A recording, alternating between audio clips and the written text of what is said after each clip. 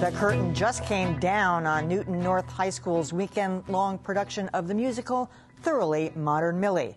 But now there is an encore not of their choosing. The school has been enveloped in controversy for staging the show, which features what's been described as grossly stereotyped Asian characters. I'm joined by WGBH's arts editor, Jared Bowen. So what happened? How did this all unfold?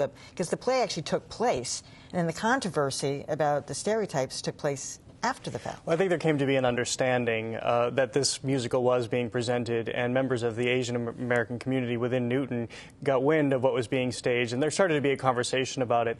And in all reality, the faculty, from what I understand at Newton North, had realized the stereotypes that were in there. There were conversations about it, but they decided to proceed. And I should say that this is a high school and a theater company that takes its productions very, very seriously, because a very close friend's daughter goes there. I saw their production of Legally Blonde a couple of years ago, which is fantastic.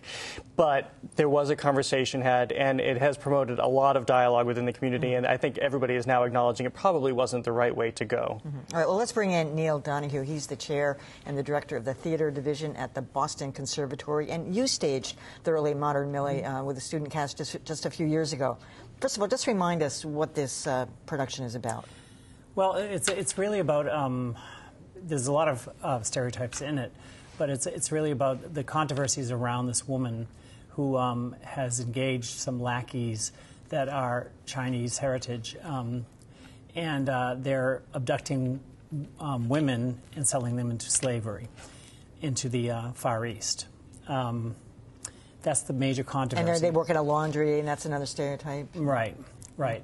And when I saw it on Broadway, the movie is very, very controversial today. It came out in the early '60s, but they rewrote this so that they could address some of those stereotypes. For Newton North? But no, I mean for the Broadway production. And I thought they solved a lot of it because they turned it on its ear in a way.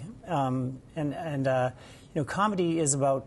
I always like to think of comedy as not about stereotypes, but about prototypes. What is the first person like that the stereotype comes from afterwards?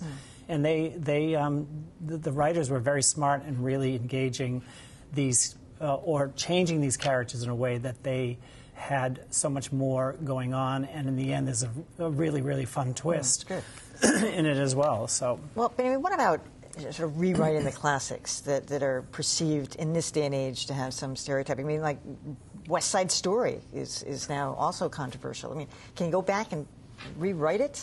Well, we are in a completely different age now, and so there are a lot of productions that I think are getting a second look at this point, and they are uncomfortable for audiences. I mean, some of the pieces that you see are showboat, and as you just mentioned, Flower Drum Song, which we're seeing now, which was rewritten a couple of years ago by David Henry Wong to, again, try to address some of the stereotypes, but still left people uncomfortable.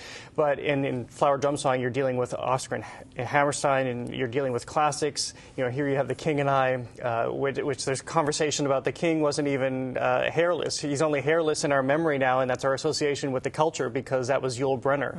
And we just saw it a couple of years ago with Porgy and Bess. I mean, there is a great controversy, and it's very difficult to go back and, in the case of the Gershwins, to rewrite their material. And it was done in this case because even when Porgy and Bess was first unleashed upon the world, there were concerns that two white men were writing about an African-American community. But then when Diane Paulus and her team at the American Repertory Theater brought in a largely African-American creative team to rewrite it, there was controversy for touching a classic. So there's a lot of dialogue here, and there really is no winning, because you have to remember that these were pieces of a time where this was acceptable. All right, so when you're doing it for a high school or a college, do you change elements of the play in order to make it more acceptable generally? I would recommend that you don't. I recommend that you really look towards what might be controversial and choose a piece that would be more conducive to the audience that you have. My experience in these type of things is the dialogue happens too late. It happens when you're just about to produce it or you have produced it, and you can have sort of a town discourse that's happening earlier so that everyone understands that, in fact, there have been some revisions to this that actually correct a lot of the original, not totally correct, but they do correct some things from the very, very beginning that help along to break down those stereotypes. I mean, professionally, I think this is allowable. As I said, these are pieces of a time, and you have to appreciate them just as you would go to a museum. They're chestnuts. I don't think that we have the wherewithal, the artistic wherewithal, unless you can actually deal with the creative team, which has been done in this case with Thoroughly Modern Millie. The interesting case here is that this is based on a film that was nearly 50 years old, yet not appropriate. Wouldn't show that in high school. The production was only written, I believe, in 2002. And other school districts around the country have gone back to the writers and asked them to revise it, and they have. And they've offered input about how you can change the characters, still get at the sense of who they are, but change the characters. But no, I don't personally think it's permissible either to go back and change West Side Story because you don't think it's appropriate for your high school audience. The thing is if you take comedy, and comedy is about controversy, it's about human frailty. And if you take comedy and you start to really make it very complicated and clean it up, then it becomes not, then you're talking about a Hitchcock film. You know, you're talking about espionage, and you're talking about slavery of women, and it becomes a political football that is not what it's intended to be. It's supposed to be something slightly outrageous. And one of the things they do in this musical is at the very beginning, you find out that the woman who's the mastermind behind it is a terrible actress that failed from the Royal Academy of Dramatic Art. And so she's getting even with the world. And so you get that right off the bat. When she first comes out, Harriet Harris, who played it, I said, oh my God. And then you find out right away that she's just a terrible actress, so she can't even get to the heart of portraying it well, you know?